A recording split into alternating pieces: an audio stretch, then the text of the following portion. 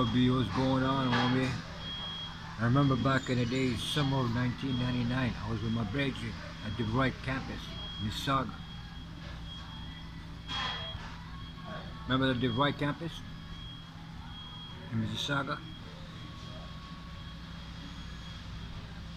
So I used to go check my brethren at his school, university campus at the Bright. I used to wait for him at the parking lot in the afternoon. I used to take the bus, Islington subway station. Take the Mississauga bus from Islington subway station. I go straight to the Bright campus, Mississauga Road, Mississauga, right? I have everything, my ganja, everything, my cigarette. My money is everything. On a Friday, my brother's finishing class like 6 o'clock in the afternoon. So I said, yo, I'm gonna check you. He said, yo, come check me. Normally what I do is I roll a big head and I wait for him outside, because there's enough students in there, like from India, Pakistan, Philippines, Nigeria, Ukraine, Russia,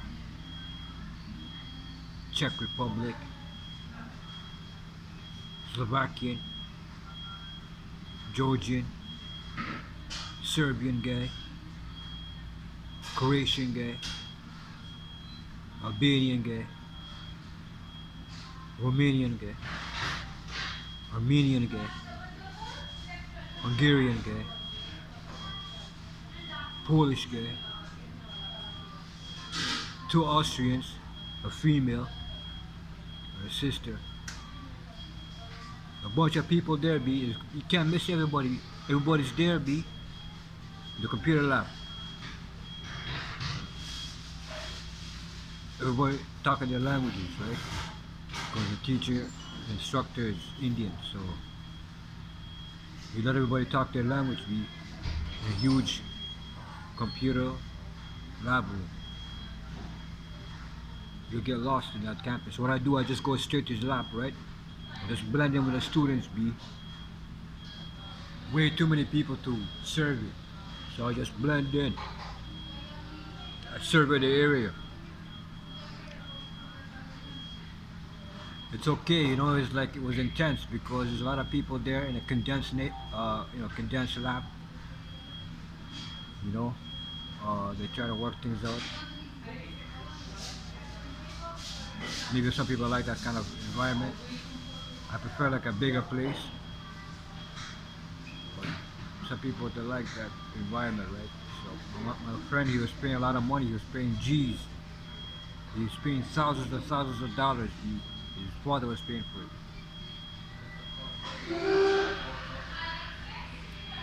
He completed his program as a network engineer.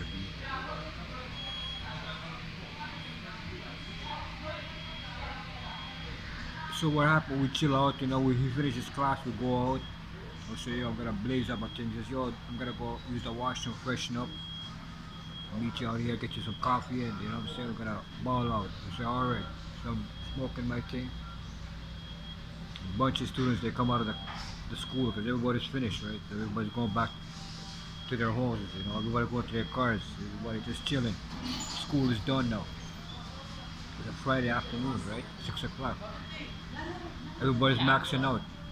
So everybody's just chilling in the parking lot, talking loud, because everybody's happy, right? So one man was talking to another man, he was saying, yo, CIBC Bank just gave me a job, he got a job with CIBC as an IT worker.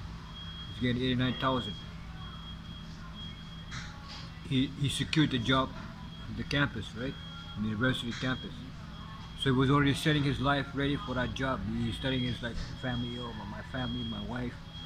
Everybody's preparing for his career. So not only one person is preparing, a lot of people are preparing for this move, right? It's a career move.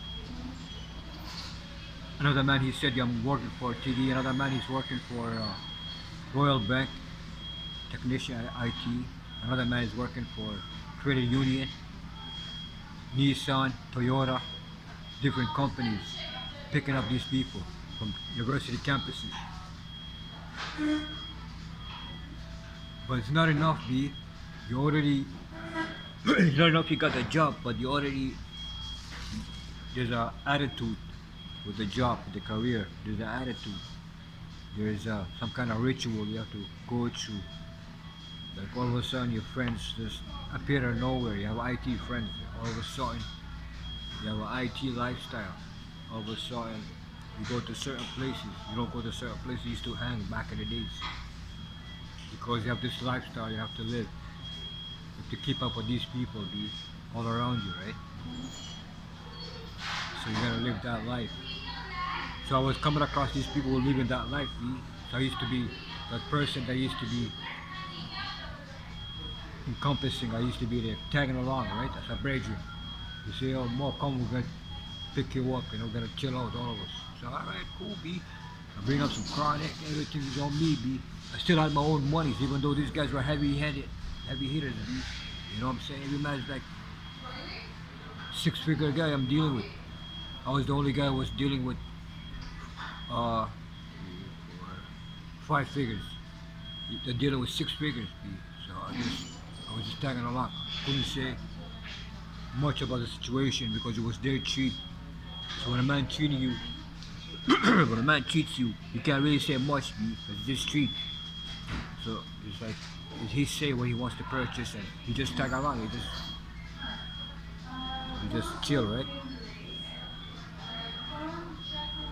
So I was an addition to the team, you know, like all these people. Some I know, some I didn't know, because I just know the people my friend knew, right? My brethren knew. And the rest of them are just friends of friends. We just chill together. You know what I mean? But everybody was doing the same thing. Everybody was drinking the same Kool-Aid. Everybody was IT guy, you know. I used to hang with a couple of the brethren. Only my brethren used to do side things like used to put assemble stuff together, robots and stuff. You know, he was more in tune with his career than the rest of them. The rest of them was getting married, preparing for family.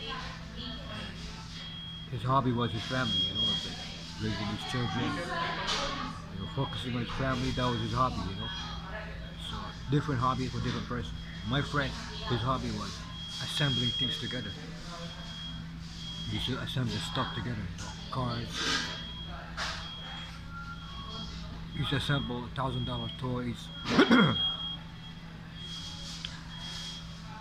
You see, for me, I used to appreciate that, but that was something new. He picked up that thing recently because he can only afford these things after, you know. $1,000 toys is hard to maintain unless you have a stable ground where you can store these things and then you can always retrieve it and come back to it. And so you need some stability to maintain these toys. You can't be from the streets and maintain these toys and maintain some normal life or normalcy. You're from a street person, he's not gonna cut it. So I used to hang around with these brethren. When they fell off, then I called me back. We had to go check them overseas in the States, help them out. And then I came back to Canada. Ever since I was just doing some side jobs. But before in the mid-90s, I was doing lots of UPS work. Like 3 years I was working at UPS. I wanted to progress with UPS. I thought they had some kind of vision or some kind of plan, but the UPS was just another workhorse. I didn't see individuality, just saw quota boxes and stuff. We didn't see people. So I dropped out after 3 years, almost 3 years, 2.5 years, almost there. I just dropped out. I spent enough time there. I never gave no decent package. I just had to just drop out from UPS from 95 to 97. And I picked up a new career. I picked up law enforcement, security work, and all kind of stuff. You know, I did that a couple of years, almost 3 years. You know, that stuff happened. The new millennium happened. Incidents took place. New York changed. You know, because I left my job before that happened. I went to UK in 2001 in January. I was vacationing, you know, just to forget about that's when my dad saw what I know. So yo, I just decided to just relax, focus on me, be, me. So ever since 2000 till now, I was just self-educating, keep picking up where people left off, picking up where I left off, and this is the end result. No joke, I was always on top of my work. You know that, guy. The CIA knows that, guy. Nevertheless, talk to you later. A lot of people here.